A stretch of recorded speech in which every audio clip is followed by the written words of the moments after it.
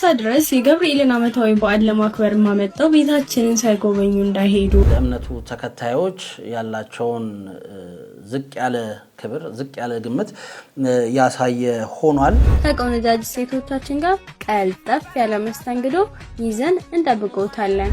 ቆንጆ ሴቶች ተዘጋጅተዋል ይላልና ቆንጆ ሴቶች ለምንድን ነው የተዘጋጁት? ምን እንዲሆን ምእመናንን የዘረፉ ግለሰቦች ወይም ደግሞ ወንጀለኞች በእስራት መቀጣታቸው እንደዚሁ ተሰምቷል።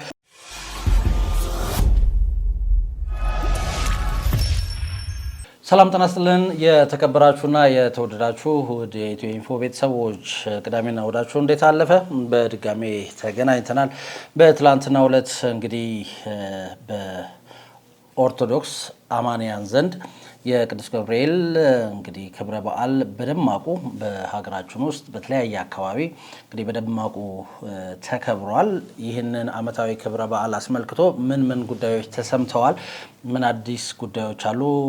እንግዲህ ምን አይነት ነገር ታይቷል የሚለውን ወደ እናንተ የምናደርስ ይሆናል። እየተከታተላችሁን አብራችሁን ቆዩ። እንግዲህ እንዳልኳችሁ ከሞላ ጎደል በሚባል ሁኔታ በዓሉ በሰላም ተከብሮ መጠናቀቁን በተለያዩ መግለጫዎች ለማወቅ ተችሏል። በአንዳንድ አካባቢዎች እንደዚሁ ደግሞ የሚያሳዝኑ መረጃዎችም ወጥቷል። እነሱንም ወደ እናንተ እናደርሳለን። ከበዓሉ ጋር ተያይዞስ እንደዚሁ የተለያዩ ሰዎችን የተለያዩ የሃይማኖት ተከታዮችን ያሳዘኑ መልእክቶች ተላልፈዋል። እነሱስ መልእክቶች ምንድናቸው የሚለውን እንደዚህ ወደ እናንተ የምናደርስ ነው የሚሆነው። ከመሸጋገሪያ በኋላ ስንመጣ እነዚህን ጉዳዮች በዝርዝር እንመለከታለን። ነገር ግን ይህንን ቻናል ሰብስክራይብ ሳታደርጉ ከሆነ እየተመለከታችሁ ነው ያላችሁ ተባካችሁ ሰብስክራይብ አድርጉ። ቻናላችን 803 ሺህ በላይ ሰብስክራይበር ያለው ቻናል ነው። ትልቅ ቻናል ነው። ስለዚህ ይህንን ትልቅ ቤተሰብ ያለውን ቻናል ተቀላቀሉ ማለት እንወዳለን። ለማንኛውም በትላንትናው ዕለት ተከብሮ ስለዋለው ዓመታዊው የቅዱስ ገብርኤል ክብረ በዓል የንግስና ክብረ በዓል ላይ የተሰሙ ጉዳዮች የታዩ አበይት ጉዳዮች ምንድናቸው የሚለውን ወደ እናንተ ለማድረስ ነው ፕሮግራማችን ያዘጋጀ ነው። ስለዚህ የተከታተላችሁን አብራችሁን ቆዩ። ከመሸጋገሪያ በኋላ ተመልሰን ስንመጣ ጉዳዮችን የምንመለከት ይሆናል። መልካም ጊዜ።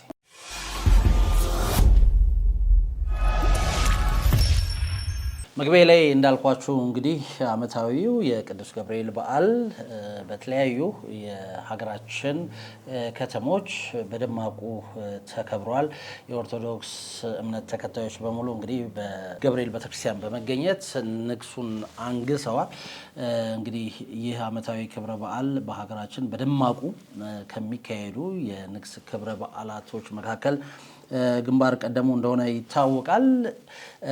የፌዴራል ፖሊስ እንግዲህ ትላንትና አመሻሹ ላይ ባወጣው መግለጫ መሰረት ዓመታዊው የቁልቢ ገብርኤል በዓል ያለምንም የጸጥታ ችግር እንግዲህ በዓሉ ተከብሮ ውሏል የሚል መግለጫን ይዞ ወጥቷል። በዚህ ማለትም ቁልቢ ገብርኤል ላይ የተገኘው የምእመናን ቁጥርም 1.5 ሚሊዮን አካባቢ እንደሆነ ነው የፌዴራል ፖሊስ መግለጫ የሚያመለክተው።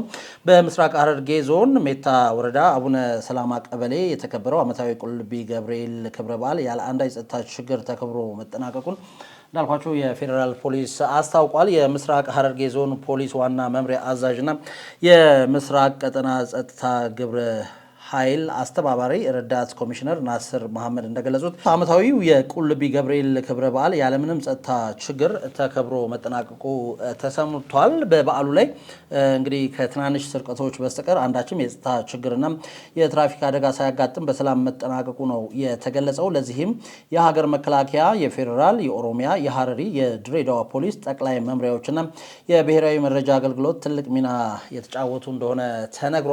በበዓሉ ላይ ቅድም እንዳልኳችሁ ከ1.5 ሚሊዮን በላይ ምዕመናን፣ የሃይማኖት አባቶች፣ የተለያዩ ሀገራት ቱሪስቶች የታደሙ ሲሆን በዓሉ በፍቅር በወንድማማችነትና በመከባበር መንፈስ መከበሩን የምስራቅ ቀጠና የጸጥታ ግብረ ኃይል ቅንጅታዊ አሰራር ውጤት በመሆኑ ትልቅ ምስጋናቸውን ረዳት ኮሚሽነር ናስር መሐመድ እንግዲህ ተናግረዋል። የበዓሉ ታዳሚዎች ለተከታታይ ቀናትም በአካባቢው የሚቆዩ የበዓሉ ታዳሚዎች እንደሚኖሩ ጠቁሞ በዚህም ወደ መጡበት አካባቢ ሲመለሱ በተለይ አሽከርካሪዎች አስፈላጊውን ጥንቃቄ በማድረግ በሰላም እንዲመለሱ ምኞታቸውን እንግዲህ ኮሚሽነሩ ገልጸዋል። ዓመታዊ የቁልቢ ገብርኤል ክብረ በዓል እንግዲህ ከሞላ ጎደል በሰላም ተጠናቋል። ትናንሽ ዝርፊያዎች ነበሩ፣ ትናንሽ ሌብነት ተግባራቶች ነበሩ። እነሱ መረጃዎች ወደ ኋላ ላይ አደርሳቸዋለሁ። እንግዲህ በሐዋሳም እንደዚሁ የቅዱስ ገብርኤል ዓመታዊ በዓል በደማቁ ሁኔታ ተከብሯል። ሐዋሳም እንግዲህ ከትናንሽ ስርቆቶች ውጪ ምንም አይነት እንግዲህ ከባድ የተባለ አደጋ ሳያስከትል በዓሉ በሰላም መጠናቀቁ ነው የተነገረው።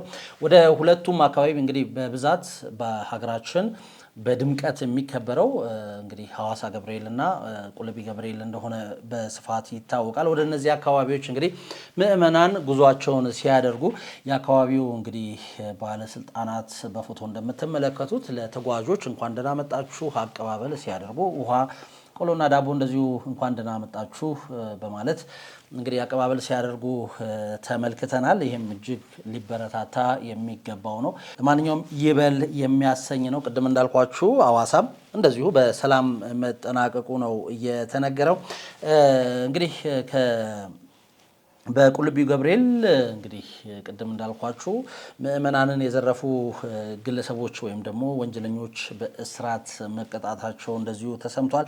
ወደሱ ከመሄዴ በፊት ግን ዲላ እንግዲህ የገብርኤልን ንግስ ዕለት በትላንትናው ዕለት ማለት ነው በደማቁ እየተከበረ በነበረበትና በርካቶች ይህንን አጋጣሚ ተጠቅመው እንግዲህ በሚሰጡት አገልግሎት ላይ የተለየ ጥቅም ለማግኘት ሲሞክሩ በሚታይበት ሁኔታ ውስጥ የገብርኤል ንግስን ዕለት ግን በዲላ ከተማ ላይ የትራንስፖርት አገልግሎት ገብርኤልን ዕለት አስመልክቶ እንግዲህ የትራንስፖርት አገልግሎት በነፃ የሰጠው የባጃጅ ባለቤት ወይም ደግሞ ባለባጃጅ የብዙዎችን ቀልብ ስቧል። እንግዲህ ከአካባቢው በሰማነው መረጃ መሰረት እንግዲህ በዲላ ከተማ ላይ የትራንስፖርት አገልግሎት ለሚሰጡ ሞተረኞች እና ባጃጆች ትልቅ የገንዘብ መስሪያ ቀናቸው እንደሆነ ሰምተናል። ከመሀል ከተማ ወደ ጪጩ ገብርኤል ለመውሰድ እንግዲህ ባለ ባጃጆች በሰው 50 ብር እንደዚሁ ደግሞ ሞተረኞች በሰው 100 ብር እየተቀበሉ ነበር እያደረሱ የነበረው። ነገር ግን የዲላው ይህ ያልኳችሁ ስሙ ያልተጠቀሰ ባለ ባጃጅ ደግሞ ወደ ገብርኤል የሚሄዱትን እንግዲህ ምዕመናን በነፃ ሲያደርስ ውሏል። ይህም እንግዲህ ከታዩ በርካታ መልካም ተግባራት መካከል ከፊት ተቀምጧል። ብዙዎች ለዚህ ባለባጃጅ ምስጋናቸውን እየቸሩት ነው። እንግዲህ ቅድም እንዳልኳቸው አንዳንዶች እንደዚህ አይነት ክብረ በዓላትን የተለየ ጥቅም ለማግኘት እንግዲህ ይጠቀሙባቸዋል። እዚህ መዲናችንም ላይ እንደዚህ አይነት ነገሮችን በስፋት እንመለከታለን። የዚህ ባለባጃጅ እንግዲህ ዲላ ላይ የታየው ባለባጃጅ ግን የብዙዎችን ቀልብ ስቧል። በዕለቱ በርካቶችን ወደ ገብርኤል እንግዲህ በነፃ ሲያደርስ እንደነበረ ነው የተሰማው። ለማንኛውም ግን ይህን ጉዳይ ተከትሎ በርካቶች ምስጋናቸውን ችረውታል ማለት እንወዳለን።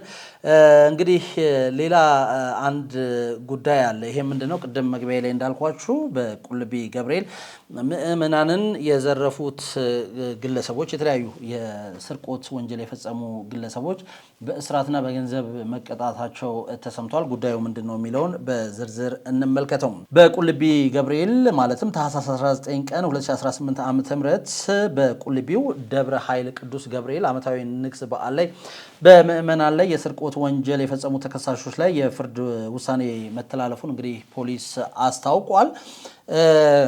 ጽኑ እስራት ቅጣት እንግዲህ አይደለም በበዓሉ ወቅት የሚፈጸሙ ወንጀሎችን በአስቸኳይ ለማየት ተቋቁሞ በነበረው ፈጣን ጊዜያዊ ችሎት 15 ግለሰቦች ክስ ቀርቦባቸው የነበረ ሲሆን ፍርድ ቤቱም የሚከተለውን እንግዲህ ውሳኔ ማስተላለፉን ማወቅ ችለናል።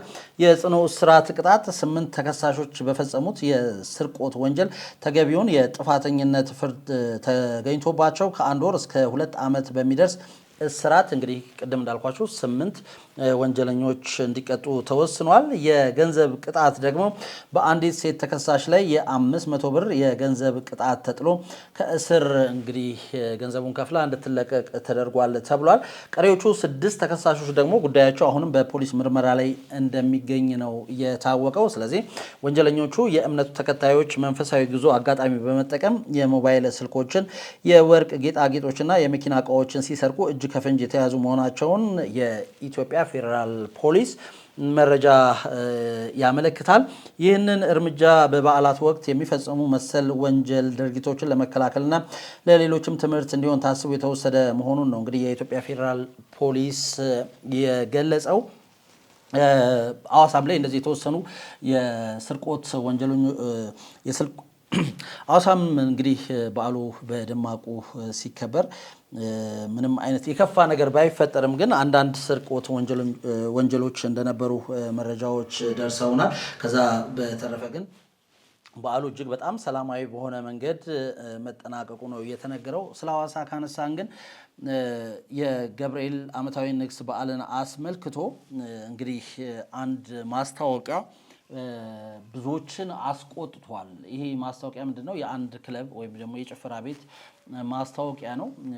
ይህንን ማስታወቂያ ተከትሎ እንግዲህ በርካቶች ቁጣቸውን ገልጸዋል። የሃይማኖቱ ተከታዮችም እንደዚሁም ደግሞ ሃይማኖቱን የማይከተሉትም ጭምር ይሄ በፍጹም ተገቢነት የሌለው ተግባር ነው ሲሉ እንግዲህ ጉዳዩን ኮንነውታል። በርካቶች እንግዲህ ይህንን ቪዲዮ ተቀባብለውታል። አሁን ላይ እንግዲህ ይህንን ማስታወቂያ የሰራው ድርጅት ማስታወቂያውን ቢያነሳውም ግን በርካቶች እንዳልኳችሁ አስቀምጠውት ስላለ ጉዳዩ እጅግ በጣም መነጋገሪያ ሆኗል። ቪዲዮን እስቲ እንመልከተውና እናንተም ሀሳባችሁን ትሰጣላችሁ። እኛም ጉዳዩን አስመልክቶ የተወሰነች ነገር እናወራበታለን። ቀጥታ ወደ ቪዲዮ እንሂድ። እንኳን ወደ ዋና ማራኪዋ ሀገር ሐዋሳ በሰላም መጡ ስንል እኛ ግራንድ ፋይቭ ስታሮች አስቀድመን የማክበር ሰላምታችንን እናቀርባለን። ሐዋሳ ድረስ የገብርኤልን ዓመታዊ በዓል ለማክበር ማመጣው ቤታችንን ሳይጎበኙ እንዳይሄዱ በሚል አስቀድመን የጀመርነው ዝግጅታችን እንዲህ ባለ መንገድ አጠናቀን የምንጠብቀው እናንተን ነው። ከተማችን ላይ ታዋቂ ተወዳጅ የሆኑ ዲጄዎች፣ የተለያዩ የውጭ የሀገር ውስጥ መጠጦች፣ አንዴ ከተቀመጡ የማይነሱበት ቪአይፒ ወንበሮች ከቆነጃጅ ሴቶቻችን ጋር ቀልጠፍ ያለ መስተንግዶ ይዘን እንጠብቆታለን። እንግዲህ እንደሰማችሁት ነው። ይሄ መልእክት ወይንም ይሄ ማስታወቂያ ይሄ ፕሮሞሽን ስራ ቀጥታ የተሰራው ለገብርኤል ንግስ በዓል ወደ ሐዋሳ ለሚሄዱ ምዕመናን ታሳቢ አድርጎ ነው። እንግዲህ ማስታወቂያውን የከፋ ደግሞ የሚያደርገው ሴት እህቶቻችንን ራሱ ለንግድ በግልጽ ለንግድ እንግዲህ ያዘጋጁ መሆናቸውን የተናገሩበት ነው። እንግዲህ ይሄ ማስታወቂያ ተከትሎ በርካቶች ሀሳባቸውን ሰጥተዋል። ሰዎች ለሃይማኖታዊ በዓላት ወደ አንድ አካባቢ ሲሄዱ የተለያዩ ቢዝነሶች ስራ እንደሚሰሩ ይታወቃል። ነገር ግን እንደዚህ አይነት ደግሞ አስነዋሪ እጅግ በጣም የሚያሳፍሩ ማስታወቂያዎችን መስራት አንድም እንግዲህ ለእምነቱ ተከታዮች ያላቸውን ዝቅ ያለ ክብር፣ ዝቅ ያለ ግምት ያሳየ ሆኗል። ይሄ እጅግ በጣም እንግዲህ የሚያሳዝን ሊታረም የሚገባው ጉዳይ ነው ማለት እንወዳለን። ብዙዎች ወደዚህ አካባቢ የሚሄዱት በዓሉን ለማክበር ነው። ታርጌት ተደርጎ ለአንድ ሃይማኖታዊ ጉዞ ለሚያደርግ ምዕመናን እንደዚህ አይነት ማስታወቂያዎችን መስራት እጅግ በጣም የሚያሳፍር እንደሆነ በርካቶች በሶሻል ሚዲያቸው ላይ እየተናገሩ ነው። ዋናው ደግሞ ሊታሰብበት የሚገባው ጉዳይ ሌላው ምንድን ነው? አሁንም ጥንቃቄ ሊደረግ የሚገባ የሀገራችንን ስም የሚያጠለሽ ከባድ ነገር ይዞ የሚመጣው ምንድን ነው? ይሄ ማስታወቂያ ቅድም እንግዲህ እንደሰማችሁት ነው። ቆንጆ ቆንጆ ሴቶች ተዘጋጅተዋል ይላል እና ቆንጆ ቆንጆ ሴቶች ለምንድን ነው የተዘጋጁት? ምን እንዲሆኑ ነው?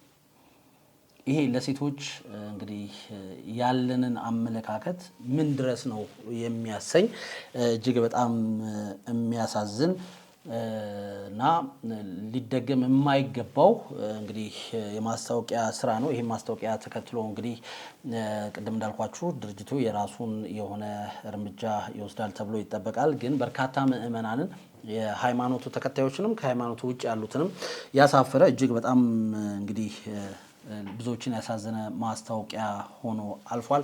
ቅድም እንዳልኳችሁ በርካታ መልካም ነገር ሊሰራበት የሚገባውን ጊዜ ደግሞ እንደዚህ አይነት ለትውልድም የማይጠቅሙ ማስታወቂያዎችን ተመልክተናልና ይሄ ሊታረም ይገባዋል። ጉዳዩ ብዙዎችን ስለሚያስተምር ነው ልናነሳው የፈለግነው።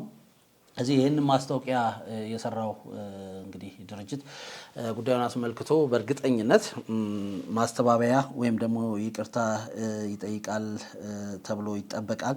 ነገር ግን እንደዚህ አይነት ማስታወቂያዎችን ከመስራታችን በፊት በርካቶች ጋር ከመድረሳቸው በፊት ጉዳዩን ማመዛዘን አለብን። ከገንዘብ ጉዳይ አንድን ነገር ስናየው ከገንዘቡ ከምናገኘው የገንዘብ ጥቅም ብቻ ከገንዘቡ ጥቅም ብቻ መሆን የለበትም። ምን አይነት ነገር ይዞብን ይመጣል? ማንን ያስቀይማል? የምንሰራው ነገር ትክክል ነው ወይ? ምክንያቱም ራሱን የቻለ የማስታወቂያ በነገራችን ላይ ማስታወቂያ ራሱን የቻለ ሕግ አለው። ማንም ተነስቶ እንደፈለገው ማስታወቂያ መስራት አይችልም። የምንሰራቸው ማስታወቂያዎች ምን አይነት ናቸው? ሶሻል ሚዲያ ስለሆነ ብቻ አይደለም። ሶሻል ሚዲያ ላይ ራሱን ቢሆን ጥንቃቄ ልናደርግ ይገባል። በማስታወቂያዎቻችን ምንድን ናቸው? በኢትዮጵያ ክለብን ማስታወቅ ይቻላል ወይ? እንግዲህ ቪዲዮ ላይ እንደሰማችሁት ነው። ቅድምም ብያችኋለሁ መደጋገም እንዳይሆንብኝ። ቆንጆ ቆንጆ ሴቶች ሁሉ ተዘጋጅተዋል ይላል። መጠጦች አሉ። መጠጥ በኢትዮጵያ ውስጥ ማስታወቅ ከቀረ ቆይቷል። በሕግም የሚያስጠይቅ ነው። ከዛ የከፋው ደግሞ እንግዲህ ቅድም እንዳልኳችሁ ሴት እህቶቻችንንም እንግዲህ ለንግድ ለሽያጭ የማቅረብ አዝማሚያ ያለው ማስታወቂያ ሆኖ ነው የተመለከትነው። እጅግ በጣም ያሳፍራል። ይሄን ተከትሎ እንግዲህ በርካቶች ሀሳባቸውን ሰጥተዋል። እናንተም እዚህ ጉዳይ ላይ ያላችሁን ሀሳብ አድርሱን ማለት እንወዳለን። ከበዓሉ አከባበር ጋር ተያይዞ የተሰሙ አበይት ጉዳዮችን ነው ወደ እናንተ ያደረስነው። ይህን ጉዳይ ተመልክቶ ያላችሁን ሀሳብ አድርሱን ማለት እንወዳለን። ወደ መጨረሻው መረጃችን ልውሰዳችሁ። በትላንትናው ዕለት እንግዲህ በትግራይ አድዋ ከተማ አሉላ ጣቢያ ወይም እንደ ገብርኤል ተብሎ በሚጠራው አካባቢ የቅዱስ ገብርኤል ዓመታዊ በዓል ላይ ባጋጠመ አሳዛኝ አደጋ የ5 ህጻናት ህይወት ማለፉ ተገልጿል። ህጻናቱ በመኖሪያ ቤታቸው ውስጥ ተኝተው ሳለ በከሰል ጭስ እንግዲህ መታፈን በድንገት ህይወታቸው ማለፉን የአድዋ ከተማ አስተዳደር ነው ያስታወቀው። ከነዚህም መካከል 3ቱ የአንድ ቤት ልጆች ሲሆኑ 2ቱ ደግሞ የአባወራው እህት ልጆች መሆናቸው እንደዚሁ ተነግሯል።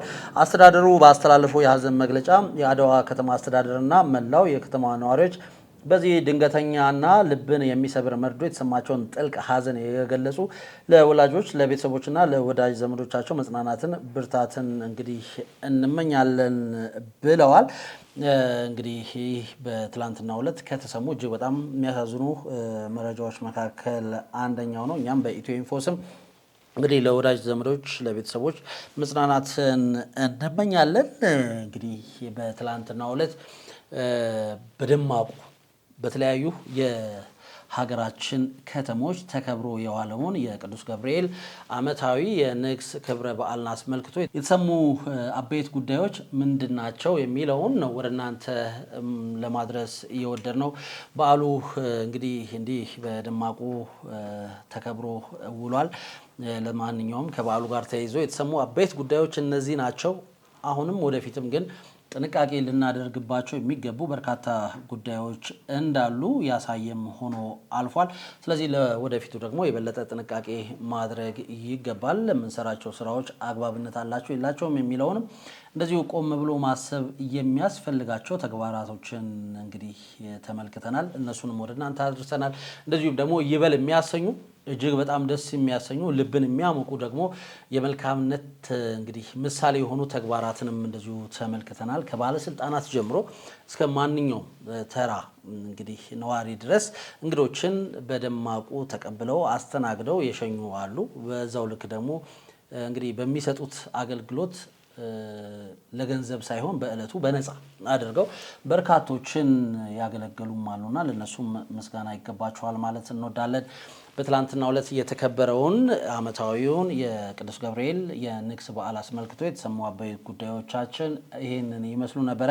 የተከታተላችሁን አብራችሁን ስለነበራችሁ እጅግ ከልብ አድርገን እናመሰግናለን። ይህንን ከ803 ሺህ በላይ ሰብስክራይበር ያለውን ቻናላችንን ሰብስክራይብ በማድረግ የደውል ምልክቷን በመጫን በየዕለቱ የምንለቃቸው መረጃዎች በፍጥነት እንዲደርሳችሁ አድርጉ ለማለት እንወዳለን። የዛሬው መረጃችን ይህንን ይመስል ነበረ። የተከታተላችሁን አብራችሁን ስለነበራችሁ እጅግ ከልብ አድርገን እናመሰግናለን። ማንኛውም ሀሳብ አስተያየት ካላችሁ ከስር ባለው ስልክ ቁጥራችን ልትደውሉልን ትችላላችሁ። ቴሌግራም ላይ ልታገኙን፣ እንደዚሁም ዋትስአፕ ላይ ልታገኙን ትችላላችሁ ማለት እንወዳለን። ዛሬውን በዚያው በቃው። ቻው።